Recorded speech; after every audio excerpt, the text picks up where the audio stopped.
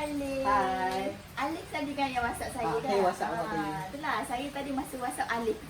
Alif yang menang GV tu ke? Oh, Bukan ya. kan? Bukan kan? Bukan. Berdebar, saya ingatkan klien saya Alif. Berdebar saya. So, Alif datang sini naik apa? Saya naik kereta ni. Naik kereta. Seorang je? Seorang je. Kita datang seorang. Dah lunch ke? Baru lepas lunch tadi Oh, makan lepas pizza. lah. Maknanya datang dengan perut yang happy. Tempat orang kenyang. Datang memang nak apa, nak Sesi borak-borak. counselling lah, Betul, okey. So, ada okey kan? Alhamdulillah okey. Oh, ya okey je. Okey je lah. Okay. Jadi sebelum kita mulakan sesi kita ni, kita pun kan baru kenal kan. Baru je WhatsApp kan nak aturkan pertemuan. So Alif pun busy, saya pun busy sebelum ni. Jadi hari ni kita ada masa lapang, kita bolehlah buat sesi yang pertama kan. Ya. Okey. Jadi lebih baiklah saya rasa kita kenalkan diri kita dulu lah kan. Orang kata tak kenal maka tak Cinta. betul. Jadi saya dulu kan Alif dulu nak Boleh. kenalkan diri. Okey, saya kenalkan diri saya dulu. Okey. So nama saya Nuzu Syagana binti Ahmad Yusri. Boleh panggil saya Nuzu je. Tak payah panggil cik, tak payah panggil puan. Saya masih lagi bujang. Ya. Okey. And then saya merupakan pelajar ijazah sarjana Mental Counselling USIM lah. Jadi untuk sesi kali ni sebagai praktikal saya sebenarnya. Dan kebetulan pula Alif pada WhatsApp saya cakap nak buat sesi sesuatu online itulah. Saya asal daripada Kemaman, Terengganu. Okay. So saya ada di Kemal, belajar dekat UUN, Universiti dari Malaysia, course Bachelor of Philosophy, Law and Business. So sekarang dah habis sem 5, insyaAllah bulan 3 nanti masuk semester 6 lah. Duduk Kemaman Terengganu juga. Oh, dekat Kemaman juga. Area mana tu? Saya duduk area Mak Cili. Mak Cili, patutlah. Saya berenjuk dekat Sepadan tu. Jiran lah, jiran. Jiran. Mesti tak pernah pergi sebelah sana kan? Jarang kan? Betul. Alright. So ni sesi pertama Alif tu? Ni sesi pertama lah, tak pernah lagi kalau kaunseling, saya tak pernah lagi. Tak pernah lagi kaunseling macam ni. So kalau sekolah dulu memang tak pernah masuk bilik kaunseling? Tak pernah lah masuk kaunseling ke apa. Cuma setakat dengar kat Dewan cikgu bagi kaunseling je lah. Kalau private semua tak pernah. Tak pernah, ni first time lah. First time. So macam mana perasaan first time tu? Berdebar juga. Berdebar juga sesi first time ni. Saya ingat macam mana. So macam mana, apa yang menggerakkan hati Alif nak join sesi kaunseling ni? So For the first time? First time ni dengan saya tu sekarang ada macam isu dalam berlaku dalam hidup. Jadi saya rasa macam kebetulan saya nampak Cik Nuzu. Cik Nuzu ada buat status kan. Jadi saya tu dia try sajalah. Cukup boleh kan. Kita share ke apa. Alright. So keputusan yang Alif ambil ni dah betul sebab tak semua orang tahu boleh approach counselor. Sebab sometimes some orang ni dia ada satu mindset yang counselor ni tak boleh pegang rahsia lah, apalah itulah lah kan. Okey, jadi memandangkan di sesi pertama Alif, saya nak terangkan sedikitlah struktur kita punya sesi counselling hari ni. Okey, so sesi counselling kali ini kita panggil sesi counselling individu. Maknanya antara saya dan Alif saja. Kalau kaunseling kelompok dia lain. Kaunseling kelompok dia lebih daripada 2 orang lah. Kita akan adakan sesi secara berkumpulan. Okay. Dan biasanya sesi kaunseling kelompok ni dia akan mengambil masa dalam 30 ke 40 minit macam tu untuk satu sesi. Tapi kalau misalnya kata Alif masih lagi ada benda nak share dengan saya, kita boleh aturkan untuk perjumpaan 2, 3, 4, 5, 6 dan seterusnya. Mengikut pada Alif free dan saya free. Kita tak ada masa yang tetap. Dia adjustable lah, flexible. Boleh je bila-bila ada boleh WhatsApp saya. Okay. Dan counselling ni macam saya ada sebutkan tadi, etika kerahsiaan. So mana-mana kaunselor pun yang berdaftar dengan lembaga kaunselor, memang dia akan terikat dengan etika kerahsiaan. Di mana apa yang klien kongsikan kepada kaunselor hanya pada masa itu saja, dan saya tak boleh bawa isu ni keluar melainkan benda tu mengancam nyawa Alif, nyawa orang lain. So saya kena bawa kepada pihak yang bertanggungjawab lah. Boleh. Okey, dan sesi kaunseling ni saya nak Alif fahamkan terlebih dahulu, kami bukan membantu menyelesaikan masalah. Kami hanya membantu Alif untuk mendapat pencerahan tentang masalah Alif. Tak fokus pada masalah pun sesi kaunseling ni. Dia just untuk keyakinan diri, untuk meningkatkan keyakinan diri pun tengah ada orang kaunseling juga. Jadi saya rasa sedikit penerangan ringkas lah berkaitan dengan kaunseling, dan Alif pun dah okey kan, dah nampak sikit gambaran kita kan. Alright. Jadi sebelum kita mulakan sesi kita hari ini, saya nak Alif tetapkan beberapa matlamat ataupun objektif yang nak capai dalam sesi kaunseling kita supaya kita on track, keep on track. Okay. Tak kira 1, 2, 3 ke? So, dalam matlamat hari ni saya nak satu orang kata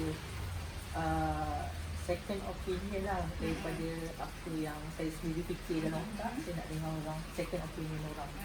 Pertama tu kaunselor, apa yang dia orang share dari sudut seorang kaunselor. Itu matlamat utama saya. Dia matlamat utama. Jadi yang saya anggap itu yang pertama lah. Dan ada lagi tu yang kedua?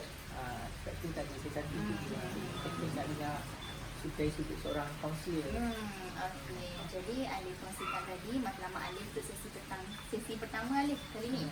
Alif nak dengar sudut pandang dengan opinion kedua lah. Satu top Alif sendiri kan. Dan yang kedua Alif nak dengar juga opinion daripada orang lain. Alif pilih kaunselor lah. Alright. Jadi memandangkan kita pun dah sembang-sembang kan. Okey. Jadi saya jemputlah Alif untuk share untuk apa tu opinion yang Alif nak dengar daripada kaunselor ni. Okay, jadi saya jujur saya tak pernah ada dalam relationship ni. Jadi sebab sebenarnya saya dah ada set goals di mana sampai umur 28 atau 29, 30 baru saya akan fikir ke arah itulah. Jadi saya tak fikir sangat untuk ada dalam relationship. Cuma baru-baru ni jadi trigger tu sebab bila kita tengok kawan-kawan kita semua kan, dia macam ya dia orang dah ada boyfriend kita tu macam trigger. So jadi dia macam kebetulan ada saya kenalan dengan seorang perempuan juga. Jadi dia macam suka dekat saya.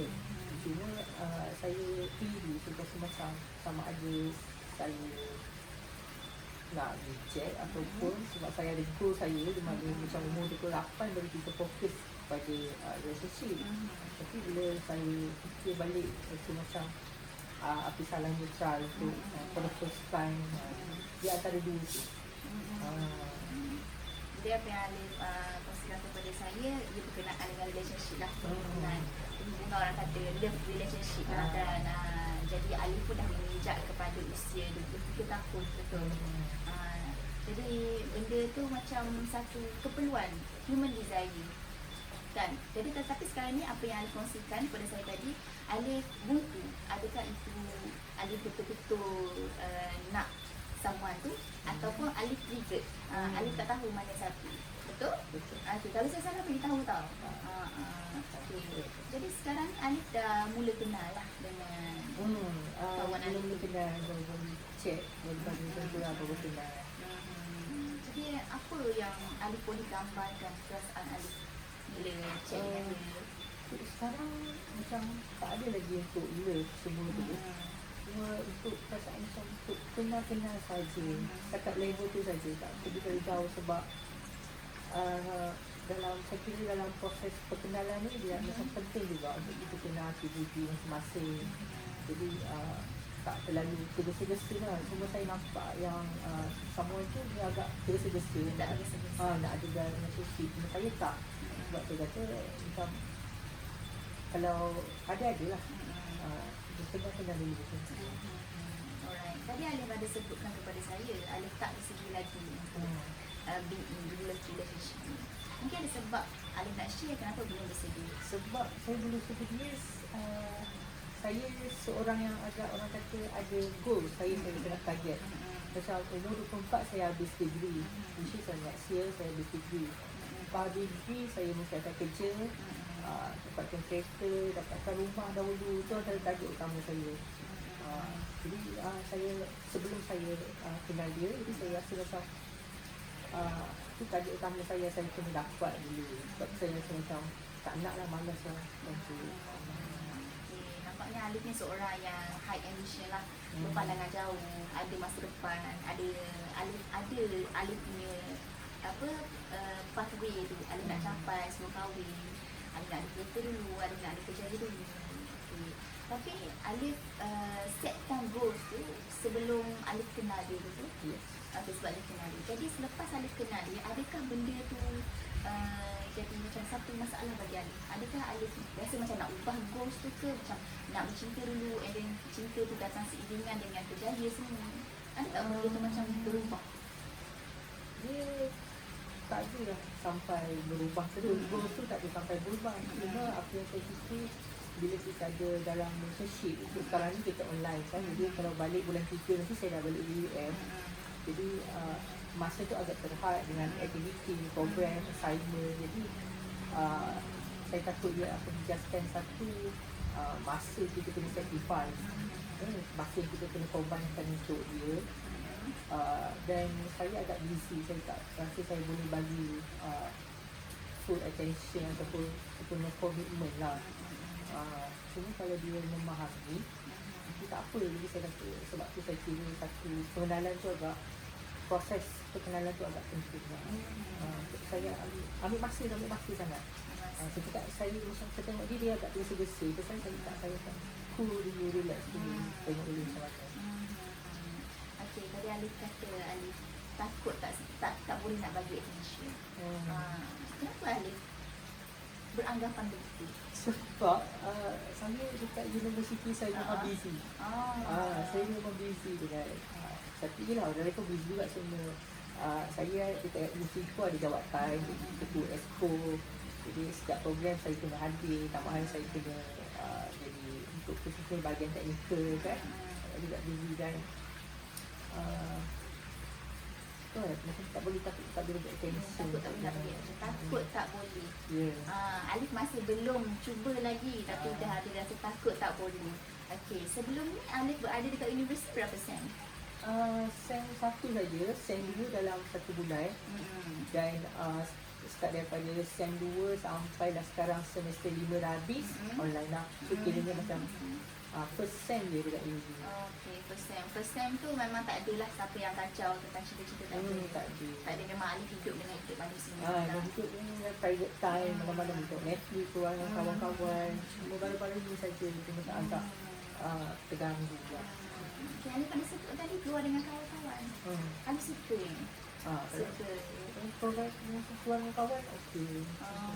Tadi saya pun dengar layan Netflix. Okey. Adakah Alif takut Alif akan kehilangan benda? Bukan takut. Cuma saya ada private time. Me time saya untuk kalau macam saya rasa macam nak tengok Netflix, tengok Netflix. Kalau saya nak kawan-kawan, saya keluar dengan kawan macam tu. Cuma bila kita relationship ni, kita kena ada bagi satu komitmen yang lain dekat kita punya partner. Dan sebab saya kata proses kenal ni sebab love tu tak ada lagi. Love tu tak ada lagi. Jadi kita macam nak, saya rasa kalau ada love tu tak ada masalah dah. Kita rasa enjoy lah kot. Kalau saya call, check semua. Kalau tak ada lagi ni, cakap macam kawan tu, dia ada, bila kita kawan ni, dia akan ada certain limitation lah macam tu. Sebab Alif pun masih lagi pada proses yang awal. Macam Alif kata baru nak kenal kan.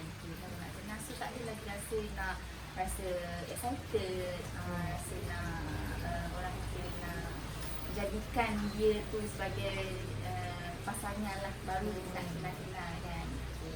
Dan Alif pun ada kata benda yang menghalang Alif adalah Alif ada goals, ada setting, nak rumah dulu, nak kerjaya dulu. Alif rasa betul ke persepsi tu? Saya rasa benda tu betul. Alif kenapa ya? Ada barang. Boleh. Okey.